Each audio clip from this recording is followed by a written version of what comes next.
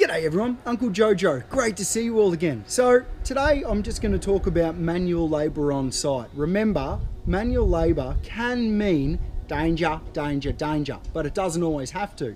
What it can also mean is getting things done properly on site. The only problem is the amount of pressure that we put on our bodies and the amount of work that we need to do per day. More and more often you see buildings going up faster and faster, yet people forget about the extra additional pressure that we put on our bodies to do this additional work.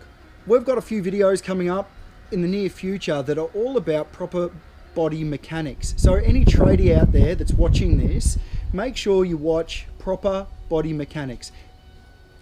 Used to think in the old days, oh mate, shut up, get on with it and just do it. But sometimes that's what we need to do, especially when you look at the amount of extra work that we have to do. The old brickies and the old concreters, two of the hardest working trades on a building site. A lot of them aren't lasting past 40, 45 years old because of the extra work that they're putting, or the extra load that they're putting onto their bodies. So by the time they're 40, 45, their backs are gone, their arms are gone, everything's gone, and they can't actually really do any more heavy lifting after that, or it hurts too much to do so.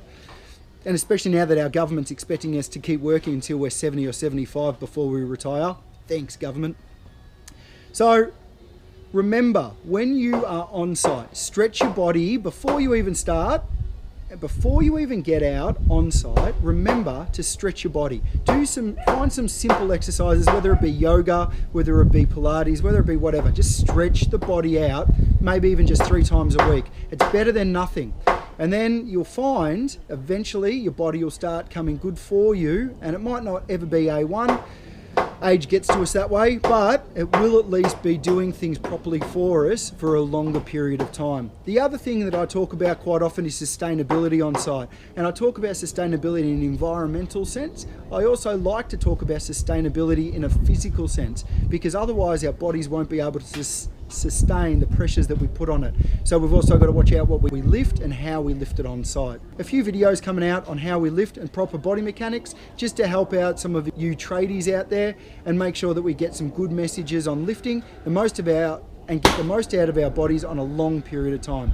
Thanks for watching, and like always, stay unreal banana peel, and see you in the soup.